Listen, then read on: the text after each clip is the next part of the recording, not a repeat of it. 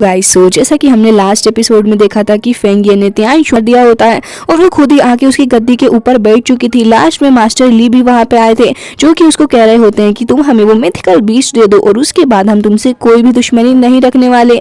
जिसके बाद वो ऐसा करती भी है, लेकिन उसने कुछ ही मिथिकल बीस्ट को आजाद किया था। जो सब कुछ देख के मास्टर ली कहते हैं कि वो सब तो ठीक है, लेकिन बीस्ट पीशू कहाँ है, उसका तो कुछ पता ही नहीं चल रहा। क्या तुमने उसे अपने पास में रखा है? तभी वो कहती है कि एल्डर आप कैसी बातें कर रहे हैं, मैं भला उस बीस्ट को अपने पास रख के क्या ही करूंगी, क्या आपको मेरे ऊपर डाउट हो रहा है? तभी मास्टर ली उसे काफी ज्यादा गुस्से से देखने लग गए थे। वो कहती है कि देखिए किसी भी तरीके का कोई बीस्ट मेरे पास नहीं है और अगर आपको बिलीव नहीं हो रहा तो फिर आप अपनी पावर का यूज करके सेंस कर लीजिए, आप तो इस काम में एक्सपर्ट है ना। और भला मैं उन बीस्ट का क्या ही करूंगी, मुझे उनसे कोई भी काम नहीं है। जिसके बाद एल्डर तुरंत ही अपनी एनर्जी को रिलीज करने लग जाते हैं और वो सेंस करने की कोशिश कर रहे थे कि आखिर इसके पास में बीस्ट है या फिर नहीं। वो तुरंत ही अपने हाथों को काफी ज्यादा कसके से बंद करने लग जाती है, जैसे कि कुछ छिपाने की कोशिश कर रही थी। जिसके बाद हम देखते हैं कि वो कहने भी लग गई थी कि आप सच में ये सोच रहे हैं कि मैंने उसे अपने पास में हाइड करके रखा हुआ है?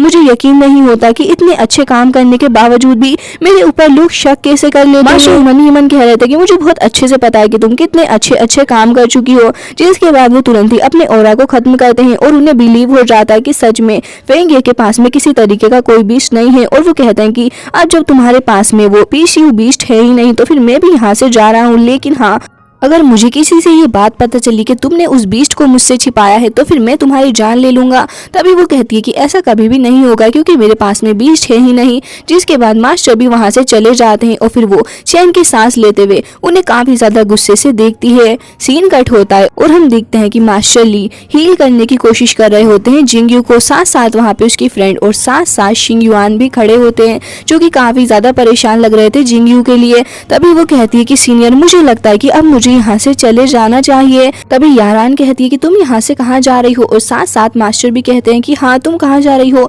तभी शिंगयुआन कहती है कि मैं जा रही हूँ अपने पास्ट के बारे में पता लगाने के लिए और मुझे ढूंढना होगा और भी काफी सारी चीजों को। मुझे अपने रिलेटिव्स के बारे में भी पता लगाना है क्योंकि मुझे उनके बारे में भी कुछ नहीं पता है। तभी मास्टर सोचने लग जाते हैं इस बारे में और कहते हैं कि हम तुम्हें यहाँ लेके आए थे ताकि तुम जिंगयू से मिल सको और उसके बाद ही वापस जाओ। लेकिन अब अगर तुम्हें लगता है कि तुम्हें अपने रिलेटिव से मिलना है और उन्हें ढूंढना है तो फिर ठीक है, तुम्हें नीदर वर्ल्ड के अंदर जाना चाहिए। हो सकता है कि वहीं तुम्हें तुम्हारी मेमोरीज के बारे में पता चल सके। जिसके बाद शिंगयुआन थोड़ी सोच में पड़ जाती है और कहती है कि नीदर वर्ल्ड। जिसके बाद यारान भी उसके पास आती है और कहती है कि देखो मेरी बात सुनो, हमें जिंगयू के उठने तक का वेट करना चाहिए और जब वो उठ जाएगा तो फिर मैं भी तुम्हारे साथ चलूंगी और हम सारे लोग तुम्हारी हेल्प कर सकते हैं।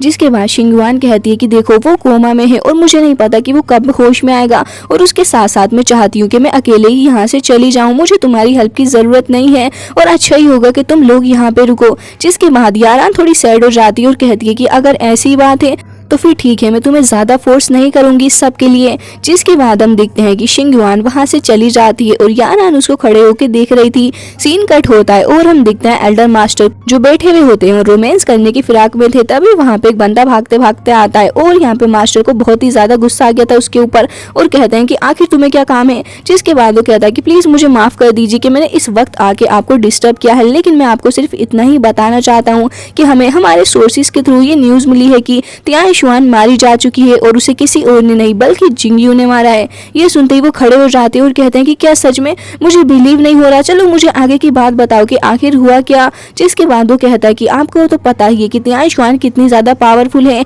लेकिन उसे जिंगयू ने इंजर्ड कर दिया था और उसके बाद जब वो अपनी जान बचा के अपने पैलेस के अंदर भागी तो फिर वहाँ पे फेंगी नाम की लेडी ने उसको मार डाला और यही वजह है कि आजकल सब लोग इतने ज्यादा खुश लग रहे हैं। साथ साथ उसने मिथिकल बीस्ट को भी आजाद कर दिया है, ये तो हमारे लिए कितनी ज्यादा खुशी की बात है।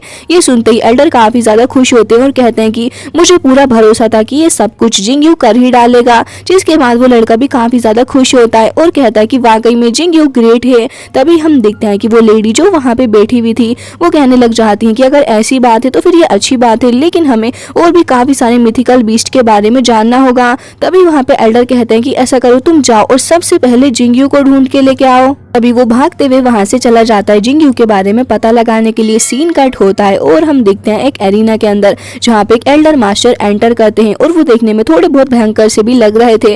वेल हम देखते हैं कि यहाँ पे एक लड़की और होती है जिसका नाम श्वान होता है। वो भी वहाँ पे खड़ी थी और कहती है कि आप यहाँ पे क्या कर रहे हैं एल्डर, क्या मैं जान सकती हूँ कि आप किस इरादे से यहाँ पे आए हैं। तभी वो एल्डर कहते हैं कि मेरा नाम कीशुन है और मैं श्वानमिंग माउंटेन से यहाँ पे आया हुआ हूँ, मुझे तुम्हारे एल्डर से मिलना है, क्या मेरी उनसे मुलाकात हो सकती है, चलो उसे जाके बाहर लेके आओ। ये सुनते ही वो लड़की कहती है कि वो सब तो सही है लेकिन आप हमारे एल्डर को ऐसे बाहर नहीं बुला सकते हैं और वो काफी ज्यादा बिजी है, मुझे उनसे बात करनी होगी, फिलहाल आप यहाँ से चले जाइए। तभी उन एल्डर को गुस्सा आ जाता है और वो कहते हैं कि तुम मुझसे ऐसे कैसे बात कर सकती हो, तुम्हारी हिम्मत भी कैसे हुई मुझे इतने ज्यादा बुरे तरीके से ट्रीट करने की। मैंने कहा ना तुमसे कि जाओ और जाके अपने एल्डर को बुला के लेके आओ, नहीं तो फिर मुझे तुम्हारी जान लेने में थोड़ी भी देर नहीं लगेगी। जिसके बाद हम उस लड़की श्वान को देखते हैं जो कि कह रही थी कि अच्छा आप मेरी जान लेंगे, आपको पता भी है कि आखिर आप किससे बात कर रहे हैं, आपको थोड़ी तमीज के साथ में मेरे साथ बिहेव करना चाहिए। और जब मैंने आपसे पहले ही कह दिया कि मास्टर अभी बिजी हैं तो वो अभी आपसे नहीं मिल पाएंगे, आपको इस बात को समझना होगा, चले जाइए यहाँ से, मैं काफी ज्यादा प्यार के साथ में आपसे बात कर रही हूँ। लेकिन वो उसकी बात नहीं मानते और फिर तुरंत ही अपनी पावर का यूज करते हुए एक स्पिरिचुअल अटैक से हिट करने वाले होते हैं उसके ऊपर। लेकिन हम देखते हैं श्वान को जो कि काफी ज्यादा आराम से खड़ी हुई थी जैसे कि उसे डर ही ना हो, जिसके बाद वो कुछ फ्लावर पेटल्स को समन कर लेती है और हम देखते हैं कि बस वो उनको टच ही करती है। एल्डर काफी ज्यादा दूर जाके गिरते हैं और उनकी हड्डी पसलियां भी टूट चुकी होती हैं, जिसके बाद उनके मुंह से भी ब्लड आने लग गया था और वो देख रहे होते हैं कि उनके सामने जो लड़की खड़ी है आखिर वो इतनी ज्यादा पावरफुल है कैसे है। जिसके बाद हम देखते हैं उस लड़की को और साथ साथ वहाँ पे एल्डर मास्टर की भी आवाज आने लग गई थी और वो पूछती है कि आखिर ये पर्सन है कौन। जिसके बाद श्वान बताती है कि मास्टर ये अपना नाम शियून बताते हैं और कह रहे हैं कि ये श्वानमिंग माउंटेन से आए हुए हैं, साथ साथ इन्होंने हमारे हुआशेन माउंटेन को भी क्रॉस कर लिया, वो भी हमारी बिना इजाजत के। और अब जब मैंने इन्हें यहाँ से जाने के लिए कहा तब ये मेरी बात नहीं मान रहे थे बल्कि मेरे ऊपर अटैक करने के लिए आगे बढ़े, तो फिर मैंने भी इन्हें सबक सिखा दिया।